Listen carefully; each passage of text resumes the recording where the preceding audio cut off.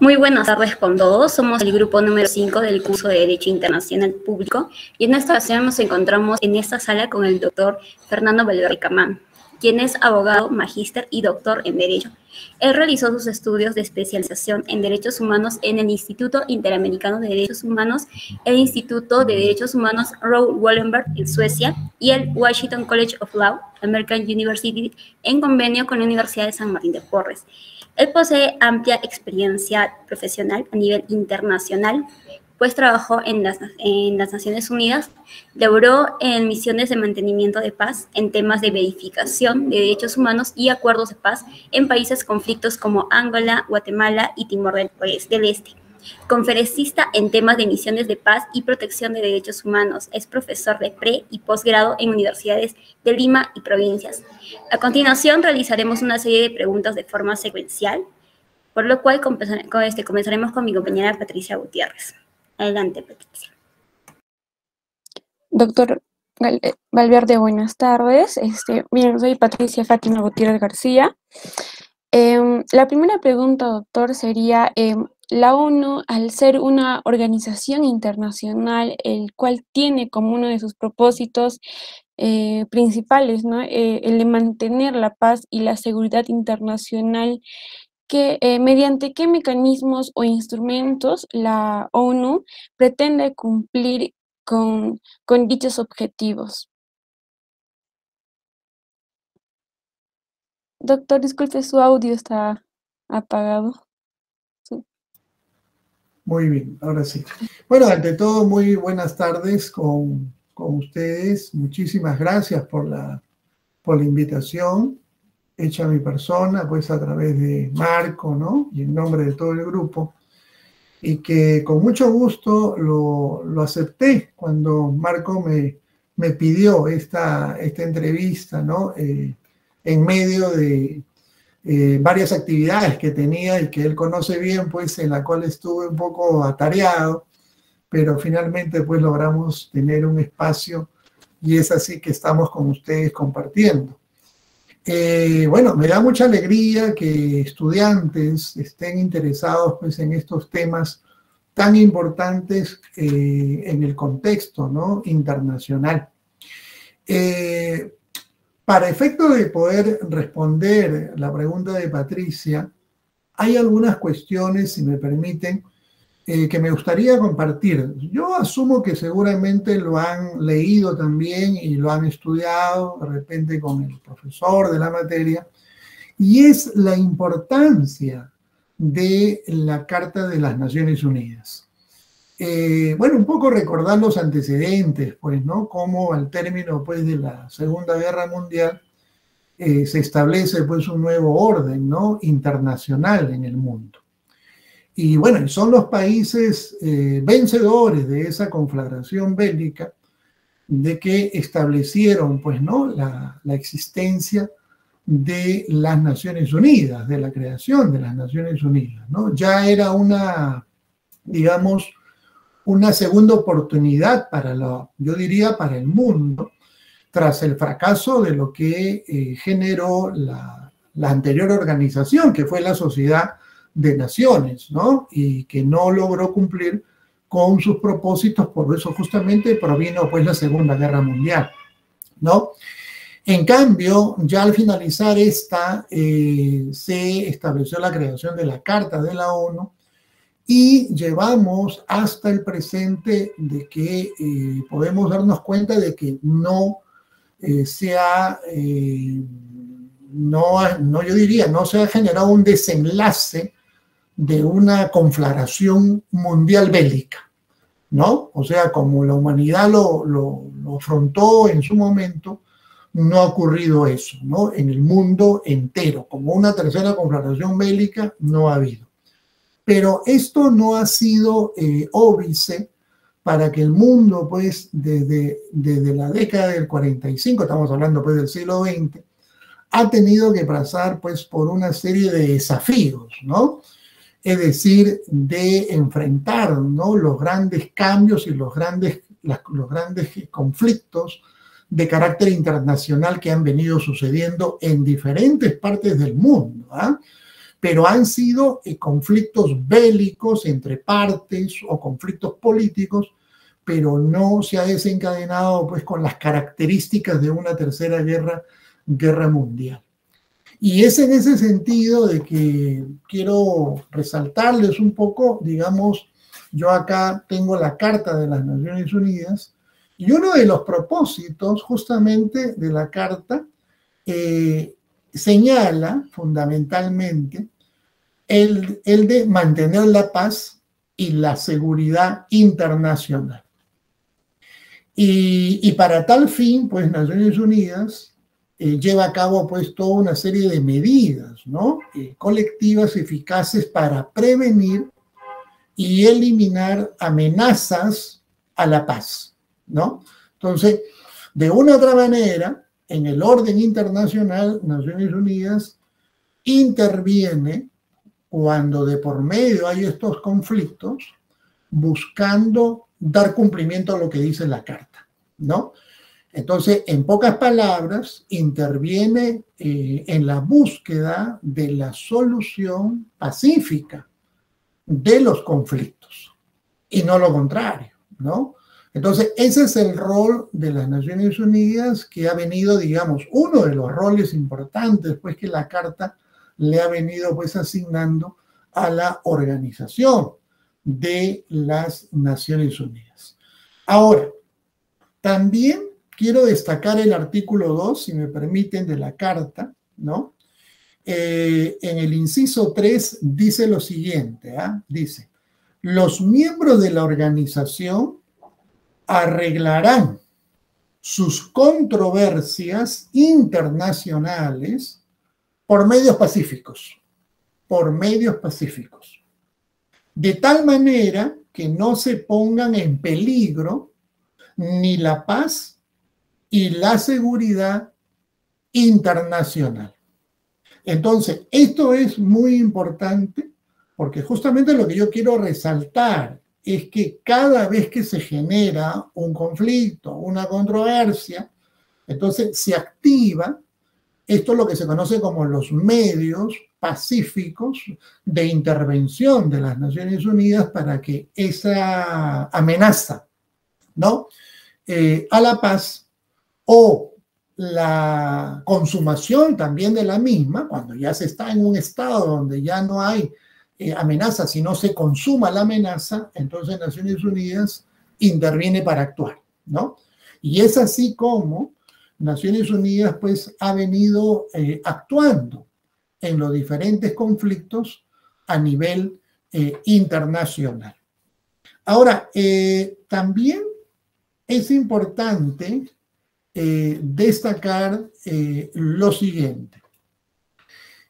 Naciones Unidas es una organización internacional, diría yo, la más importante que existe en el mundo, ¿no? La más importante. ¿Quiénes lo integran? Estamos hablando más de 193 estados en las Naciones Unidas. 193 estados. O sea, y aparte hay 2 estados que están en calidad, digamos, de observadores, ¿no? Por ejemplo, estamos hablando de que, por ejemplo, el caso de Palestina, ¿no? O sea, como estado todavía no está incorporado. Y el otro, pues, es el Vaticano, ¿no? También, que tiene, pues, esa condición. Pero cuando yo hablo esto de los 193 estados, es para que se den cuenta ustedes de que prácticamente pues todos los países del mundo pertenecen pues a esta, ¿no? A esta organización, ¿no? Y la manera como todos ejercen su derecho a la igualdad y al respeto que deben intervenir, todos en la búsqueda de la paz, la solución y la cooperación que debe existir. No es tan fácil, no es tan fácil, es complejo, muy complejo, ¿no? Pero lo que quiero que ustedes vayan comprendiendo, y ahí podemos dialogar, es que yo empiezo sosteniéndome primero en lo que dice la Carta. O sea, la Carta no viene a ser más que nada como si fuera la constitución política en los países. Eso es la Carta a nivel del mundo, pues. Entonces, pues si todos los estados, hemos hablado de 193, son parte de la Carta, entonces todos tienen que trabajar en esa línea de lo que contiene la Carta de las Naciones Unidas. Por eso que yo les decía, cualquier miembro estado que afronte un conflicto bélico y amenace a la paz internacional, se activan todos los mecanismos que la Carta contempla para que esto pueda lograr la pacificación y no la violencia ni la guerra. Eso es lo que podría decir. No sé si hay alguna precisión o pregunta que quieran hacerme más. Adelante, adelante, Patricia. Gracias, doctor. Súper clarísima la pregunta. A continuación le cedo el paso a mi compañera, Beatriz. Muchas gracias. Muchas gracias, Patricia. Buenas tardes, doctor Valverde. Es un placer para nosotros tenerlo aquí. La siguiente pregunta es respecto al procedimiento que tiene que seguir la ONU cuando nosotros estamos frente a los conflictos, o ya sea para prevenirlo o erradicarlo, como usted nos ha estado señalando. ¿Nos podría más o menos mostrar cómo sería este procedimiento desde la comunicación, cómo se da este proceso y cómo concluimos? Gracias. Correcto, Beatriz, muchísimas gracias también. Justamente en el capítulo 6 de la Carta, en el artículo 33, inciso 1, contempla lo siguiente, ¿no? Lo leo y lo comentamos, ¿ah? Dice, las partes en una controversia cuya continuación sea susceptible de poner en peligro el mantenimiento de la paz y la seguridad internacional, tratarán de buscar solución, ante todo mediante la negociación. 2, mediante la investigación. 3, mediante la mediación. 4, mediante la conciliación. 5, mediante el arbitraje. 6, mediante el arreglo judicial. Para tal efecto, el recurso a organismos o acuerdos regionales u otras medidas pacíficas que puedan elegir las partes en la controversia. Entonces, con esto, ¿qué es lo que quiero decir en función a lo que me ha preguntado Beatriz? Primero, de que cuando hablábamos de cómo se arregla cuando hay estos conflictos de diversa índole que se pueda dar, entonces la Carta te contempla de arreglo pacífico de controversias. Entonces, dependiendo del tipo de conflicto, yo diría de la siguiente manera, un poco para también diferenciarlo, entre aquellos conflictos que son de índole no jurídico, que pueden ser conflictos políticos, internacional, o de aquellos conflictos jurídicos que este tipo de conflictos pueden llegar ante o un arbitraje o ante la Corte Internacional de Justicia de La Haya. Depende mucho del tipo de controversia o de conflictos.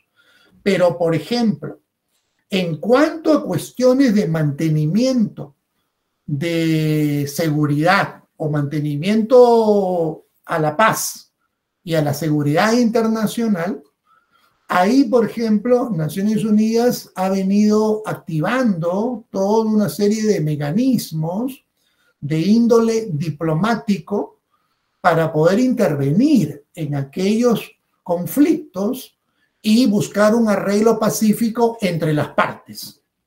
De tal manera de que parte de esos arreglos pacíficos el Consejo de Seguridad ha aprobado, mediante lo que se conoce como las resoluciones del Consejo o los mandatos jurídicos, el establecimiento de misiones de mantenimiento de paz, ya sean misiones de establecimiento o de mantenimiento o de posconflicto. Entonces, pero lo que quiero que ustedes puedan darse cuenta es que es lo siguiente. Cuando de por medio hay un conflicto que tiene una repercusión porque colisiona con la Carta de las Naciones Unidas en los principios que estamos hablando, entonces Naciones Unidas establece lo que se conoce como la vía diplomática para poder llegar a establecer puentes de diálogo entre las partes en conflicto. Entonces, de tal manera que busca, llámale a eso un acuerdo, ¿no? Un entendimiento para que ese conflicto cese, ¿no? Y ya no se desencadene, pues, en un conflicto con repercusiones de violencia, ¿no? Porque eso, pues, no es favorable para ninguna de las partes, ¿no? Y acá yo quiero también comentarles lo siguiente, miren, cuando hay un conflicto, por ejemplo, armado de carácter interno, la Carta señala de que frente a una agresión que una de las partes pueda cometer y que colisione con la Carta, Naciones Unidas debería intervenir, siempre preservando en el tema de lo que es la paz y la seguridad. Pero esto es lo que contempla la Carta como una cláusula, llamemos así, no es muy explícita. O sea, en pocas palabras, ¿cómo podemos calificar de conflicto armado a cualquier situación? Porque eso queda en la subjetividad. Entonces, por ejemplo, en un país, por ejemplo, donde haya un golpe de Estado, ¿Naciones Unidas debería intervenir? ¿Eso puede ser un conflicto que amenace la paz internacional? ¿O ese tipo de conflicto tiene otros mecanismos, ¿no?, internos de solución? Entonces hay que, por eso yo decía, ¿a qué llamamos, pues, calificar, ¿no?, de amenaza o de quebrantamiento de la paz en aquellas situaciones que podamos valorar como conflicto? Entonces, Naciones Unidas estableció en principio, dijo, en principio esto no puede ser calificado por nosotros para buscar esa solución debe darse interna. Sin embargo, Naciones Unidas sí señaló y en varios casos ha intervenido diciendo de que cuando se trata de violaciones sistemáticas, masivas de derechos humanos que se estén cometiendo como consecuencia del conflicto dentro de un país que obliguen a que la población tenga que emigrar, salir refugiada de ese país por defender su vida y su libertad, eso sí constituye una amenaza a la paz y a la seguridad internacional. Pero tiene que darse las características de una violación internacional de los derechos humanos. Y en ese sentido, estimados alumnos, vuelvo nuevamente a la Carta. Miren lo que dice la Carta, es muy importante. Dice, desde el preámbulo, ¿no?, dice, nosotros los pueblos de las Naciones Unidas hemos resuelto a preservar a las generaciones venideras del flagelo de la guerra, que 2 veces durante la vida ha infligido a la humanidad.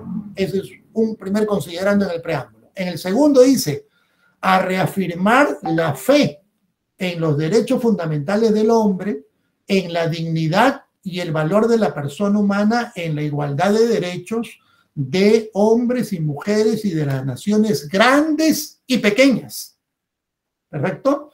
Y aparte, también se toma en cuenta como fundamento el capítulo 1 de la Carta en el inciso 3, que dice, a realizar la cooperación internacional en la solución de problemas internacionales de carácter económico, social, cultural o humanitario y en el desarrollo y estímulo del respeto a los derechos humanos y a las libertades fundamentales de todos. Y por último, también en el artículo 13 establece que la Asamblea General promoverá fomentar la cooperación internacional y ayudar a hacer efectivo los derechos humanos y las libertades fundamentales. Entonces, bajo estos considerandos, desde la perspectiva del derecho internacional de los derechos humanos, y cuando ponga en peligro la amenaza de estos derechos contra la población y la paz internacional, Naciones Unidas se ha dicho, sí se debe intervenir porque se estaría afectando a toda la región por ese hecho violento que está ocurriendo. Y así lo ha hecho en muchas situaciones de conflictos donde ha ocurrido. Entonces, ahí también hay un fundamento, hay un sustento que Naciones Unidas ha enarbolado para preservar pues la paz y la seguridad internacional. Eso es lo que podría decirte, Beatriz. Muchas gracias, doctor. Para redondear la idea, no sé si me podría explicar, usted nos ha explicado que la ONU trata de hallar esos, resolverlos de manera pacífica. Pero, ¿cuál sería entonces la medida más fuerte cuando vemos este tipo de conflictos? En la medida que suele tener mayor fuerza, ya no tratar de negociar o ver este tipo de ver una solución pacífica. ¿Hay alguna otra medida? Correcto, Beatriz. Sí, efectivamente, ¿no? Bueno, dos cuestiones previas también, ¿no? La primera es la siguiente. La primera, tal como les dije, una vez que se presenta una situación de amenaza y de conflictos ya inminentes, Naciones Unidas activa lo que se conoce como el principio internacional de la solución pacífica, de controversias, con todos los mecanismos que les dije, ¿no? Por la vía política, la vía diplomática, etcétera, etcétera. Puede darse dos situaciones también a la vez. ¿Cuál es? La primera es que con la presencia de Naciones Unidas frente a las partes en conflicto, estas partes acepten en primera instancia que Naciones Unidas sea como un árbitro que garantice, ¿no?, de que los acuerdos que se cumplan, estas se van a respetar. De tal manera que ese conflicto ya deja de ser latente y se va a un camino de proceso de pacificación, ¿ya? Entonces, cuando se trabaja con la vía de la solución pacífica, la vía diplomática, la vía política. La segunda es que en aquellas situaciones donde hay conflictos armados, la violencia es el patrón dominante y no existe voluntad política de los actores armados, y en este caso la violencia se acrecienta. Entonces, en esas circunstancias, Naciones Unidas, salvaguardando el principio de lo que justamente es garantizar y proteger los derechos de las personas, de esa población que está viviendo por la violencia, puede intervenir con lo que se conoce como las fuerzas multinacionales o cascos azules. En esas circunstancias extremas, salvando a la población frente a la violencia arremetida, el Consejo de Seguridad invoca las cláusulas de la Carta de la ONU y los principios de derechos humanos y de derecho internacional humanitario, y puede intervenir, como lo ha hecho en muchas situaciones, salvando a la población para que la violencia no campee, ¿no? Ahora, también ahí te comento, Patricia, otras situaciones también graves que han ocurrido en el siguiente sentido. Mira, ve, se avanzó todo el proceso de negociación, las partes estuvieron de acuerdo, se estableció una misión de mantenimiento de paz en el terreno, en el lugar mismo, con el acuerdo entre las partes, pero de un momento a otro comenzaron a dar incumplimiento al mandato que acordaron. Entonces, esto llevó a que si una de las partes desobedecía lo que acordó, entonces Naciones Unidas tenía que imponer, perfecto, mediante el uso de la fuerza, pero es la fuerza legítima, es la fuerza de la paz, para hacer valer y preservar el mandato jurídico. del Consejo de Seguridad. Y de tal manera de que ahí la misión ya no se puede catalogar como una misión de paz, sino como una misión de mantenimiento de paz, o una misión para imponer la paz. Para imponer la paz. Claro, porque ahí las reglas cambian. Si en principio yo converso contigo y tú aceptas y nos ponemos de acuerdo y firmamos documentos y asumimos compromisos, ¿qué se entiende? De que la violencia va a cesar, de que ya no va a haber agresión, de que hay pues una buena predisposición para que se llegue a acuerdos pacíficos. Pero ¿qué pasa si después tú incumples esto?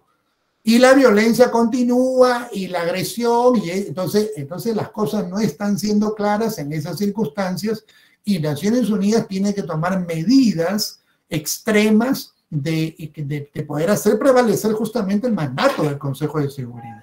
Entonces, ahí también hay que tenerlo en consideración en este punto. Muchísimas gracias, doctor. Ahora vamos a pasar con mi compañero para la siguiente pregunta. Sí, doctor Fernando, muchas gracias, doctor, por la entrevista que nos está realizando. Sí, doctor, teniendo en cuenta lo que está señalando, doctor, que la ONU puede tomar medidas extremas o puede intervenir a los países que forman parte, ¿no? Forman parte de la Carta. Doctor, entonces, ¿de qué manera, de qué tanto influye la ONU acerca de los países que forman parte de este, como es el Perú? ¿Qué tanto pueden influir las decisiones que toma la ONU, doctor, como las opiniones y los pronunciamientos hacia los demás países que, como dije, forman parte de la ONU? Claro, Marco, claro, está bien. Bueno, yo como les dije anteriormente, miren, Naciones Unidas pues al presente tiene pues esta cantidad de estados, estamos hablando de 193 estados, y ustedes saben pues muy bien de que dentro de la ONU existen diferentes organismos, ¿no? En su estructura. O sea, por ejemplo, hay un Consejo de Seguridad, hay una Asamblea, ¿no? General, ¿no? Hay un Consejo Económico, Social, está la Corte de la Haya, etcétera, etcétera, ¿no? Entonces, los países son parte todos de estas diversas instancias de las Naciones Unidas. Por ejemplo, el tema de la Asamblea General, yo siempre veo de que el tema de la Asamblea General siempre lo trato de equiparar, digamos, como si fuera el Parlamento, ¿no? En los países, ¿no? Por la cantidad, pues, de representantes de Estado, y ahí deliberan, discuten y sacan acuerdos, ¿no? Entonces, el Perú es parte de la Asamblea General, hay una representación permanente del Perú en Naciones Unidas, y el Perú viene pues contribuyendo con todos los objetivos de la Carta de las Naciones Unidas. Pero también ustedes saben, por ejemplo, que a nivel del Consejo de Seguridad, este consejo está conformado por 15 miembros. 15 miembros, ¿ya? Tienes ahí a 5 miembros permanentes con derecho a veto, ¿no? Que son las grandes potencias, que son los países vencedores, pues, etcétera, etcétera. Y tienes a los 10 países no permanentes, ¿no? Que también son parte del Consejo de Seguridad. Entonces, todos ellos velan justamente por el mantenimiento y la seguridad internacional. Y el Perú tiene presencia en este Consejo de Seguridad, ¿no? Entonces, hay una gran influencia. La característica de los países es que a nivel de Naciones Unidas han estado presentes en diferentes instancias dentro del organismo internacional. Eso es a nivel, Marco, por ejemplo, de la diplomacia, de la Cancillería, de la representación que el Perú tiene, pues, dentro del seno de Naciones Unidas. Pero además, también Marco y todo el grupo, recuerden que también el Perú viene participando, pues, ya desde muchas décadas en lo que se conocen pues como los cascos azules o las fuerzas multinacional a nivel pues de lo que es la paz, ¿no? Haciéndole prevalecer pues en aquellos países en conflicto. Y eso también nos vincula como Estado, como país, con los objetivos de las Naciones Unidas en el mundo, ¿no? A mí me da mucha satisfacción, ver de que en el Perú existe pues lo que se conoce como Secopaz, que es el centro de entrenamiento para formación en operaciones de paz por el Perú. Entonces participan cada vez que Naciones Unidas requiere, ¿no?, a conformar todas estas fuerzas multinacionales, pues, ¿no?, a nivel de la paz. Y entonces el Perú ya viene participando en varias misiones, con contingentes del ejército, con contingentes de la marina, de la fuerza aérea, ¿no? O sea, es así como se conforman las fuerzas multinacionales. ¿Por qué? Porque ustedes deben saber que, por ejemplo, las Naciones Unidas pues no tiene un ejército, no tiene un ejército, sino que es justamente los estados quienes contribuyen, ¿no?, proporcionando pues estos contingentes para que puedan pues participar con los objetivos de lo que propugna las Naciones Unidas. Así que yo diría que hay una influencia muy, muy estrecha, y el Perú pues va teniendo pues un rol muy, muy importantísimo dentro del seno de las Naciones Unidas y en todas las actividades que desarrolla. Y eso me parece bastante positivo, desde el punto de vista de la diplomacia que el Perú ha venido ejerciendo, no por este gobierno, sino ha venido ejerciendo como política de Estado en su relación con el orden internacional. Eso es lo que podría decirte, Marco. Sí, muchas gracias, doctor. Claro, añadiendo a ello, el Perú también ha estado, como usted ya lo señaló, ha estado participando en las asambleas, ¿no?, de la ONU. A partir de ello también, doctor, en la carta también se establece, en caso de incumplimiento por parte de los miembros del Estado, también se lo puede expulsar, ¿no?, si es que no cumplen con lo señalado en la Carta de las Naciones Unidas. A continuación, doctor, vamos a realizar la última pregunta, que está a cargo de mi compañera, Yanina. Por favor, Yanina. Doctor, buenas tardes. La pregunta es la siguiente. Desde su punto de vista, ¿qué mecanismo debería implementar la ONU para poder mejorar su actuación frente a los objetivos que tiene como organización? Bueno, Yanina, es una pregunta muy amplia, no es tan fácil, es muy amplia, no deja de ser interesante realmente. Pero, bueno, yo creo que, vamos a ver, yo diría acá dos cuestiones, ¿no? Vamos a tratar de insistir, pues, qué es lo que corresponde. Ya viene desde hace décadas, Yanina y todo el grupo, el querer plantear una reforma del sistema de Naciones Unidas. Y han incidido mucho en el tema del Consejo de Seguridad, ¿no? Porque, digamos, deben mirar ustedes de que la organización se maneja también por el lado político, y quien tiene el poder, el control del poder dentro de la organización lo tiene el Consejo de Seguridad.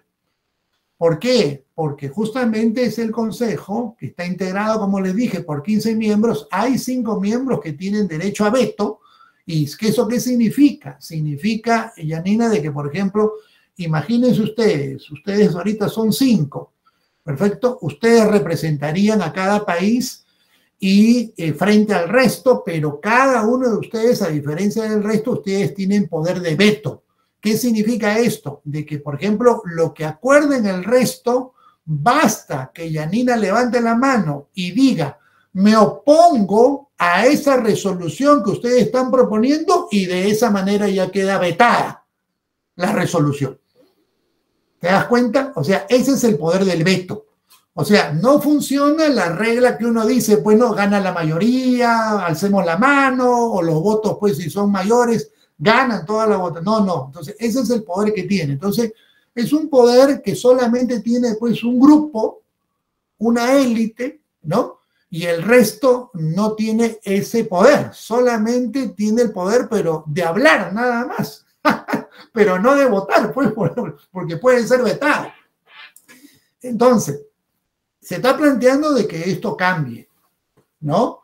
que al menos, pues, ya que se aprobó que los 15 miembros, que los 10 miembros en adición son parte del Consejo, bueno, que los 10 miembros también tengan derecho a veto. Perfecto, en esa misma condición. Entonces, pero hay resistencia porque no quieren abrir el abanico para poder ejercer, pues, este poder en igualdad de condiciones, ¿no? Por otro lado, también se han planteado la reforma, han habido como cuatro propuestas de reforma, pero les comento de que por cuestión política, nuevamente, pues, ¿no?, de los intereses de las potencias, vetaron. Y por lo tanto, esas propuestas quedaron en el archivo, así podríamos llamarlo, quedaron archivadas. O sea, por ese veto, pues entonces imagínense, cada vez que se proponga va a quedar archivado. ¿Por qué? Porque al que tiene el poder del veto, basta que uno, como les dije, o sea, tú no necesitas, Yanina, ni decirle a Patricia, oye, Patricia, vota conmigo, pues, ¿no? O decirle a Beatriz, vota conmigo. No, tú eres un poder. Por eso se llama poder del veto. Entonces, pues, nunca se va a lograr un cambio real como es lo que se plantea. Ahora, esto convendrá para la humanidad que se mantenga así. Esto podrá demostrar que Naciones Unidas puede ser útil para la humanidad frente a los conflictos. No lo sabemos. Eso es una incertidumbre, ¿no? No lo sabemos. Pero también es un peligro el mantener, pues, bajo esta condición de veto que las potencias representen.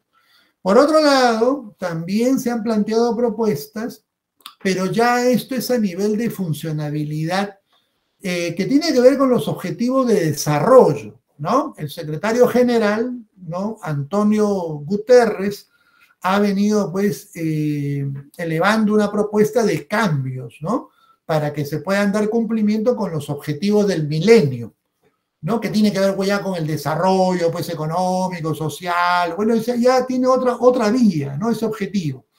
Y para eso está pidiendo, pues, una serie de cambios, porque si Naciones Unidas no se reforma para ese propósito tampoco, entonces, pues, no se podría avanzar con la velocidad que espera la comunidad internacional, pues, justamente para que los países puedan implementar, ¿no?, estos objetivos del milenio en medio justamente de lo que estamos viviendo, ¿no? Porque el tema de la pandemia no es un tema que se acabó con la vacuna.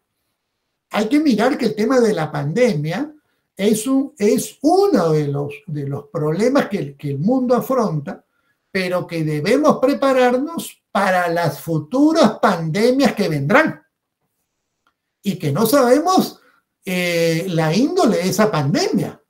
Claro, estamos preocupados ahorita en la pandemia, pero ¿y lo que viene después? Entonces, si no nos preparamos, ¿no?, a nivel internacional y con un sistema colectivo de defensa para la humanidad, justamente con la cooperación de los países, podríamos volver a sufrir consecuencias fatales como lo que ha ocurrido, pues, durante todo este tiempo que vino la pandemia del COVID-19.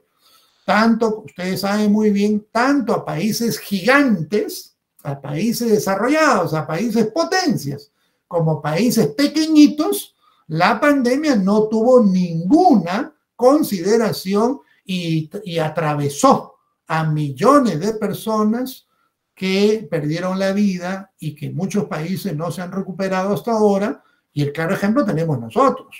Así que todavía estamos en una lucha que la comunidad internacional está buscando cómo replantear todos estos grandes cambios, pues, a favor de la humanidad y de los derechos humanos. Agradecer por habernos, bueno, por su predisposición para poder estar aquí compartiendo un tiempo con nosotros y absolver así nuestras dudas que tenemos como grupo y aparte las dudas que tenemos con la realización del trabajo que también estuvimos haciendo. Y esperamos que algún otro momento podamos contar, ¿no?, con su presencia en alguna otra oportunidad. Y finalmente queremos felicitarlo nuevamente, pero ahora por su libro, que hemos entendido que tiene un nuevo libro que acaba de ser publicado últimamente. Bueno, doctor, sería eso todo y muchas gracias por el tiempo brindado. Muy bien, correcto. Gracias, Carmen, por tus palabras. Gracias, Jacqueline, Patricia, Beatriz. Y gracias, Marco, por tu persistencia. Está muy bien, está muy bien. Felicitaciones. Muchas gracias, doctor, por su tiempo, doctor. Un saludo aquí desde Ayacucho, doctor, hasta la ciudad de Lima, doctor, y nuevamente reiterar las felicitaciones por su libro de Protección Internacional de los Derechos Humanos. Desearle muchos éxitos, doctor, en todos sus proyectos, en todas sus metas, y desearle también, doctor, unas felices fiestas. Correcto, muchísimas gracias para ustedes también, bendiciones, lo mejor para ustedes en sus vidas, y cuídense pues, ¿ya? Cuídense ustedes. Gracias. Gracias, doctor. Cuídense mucho. Gracias.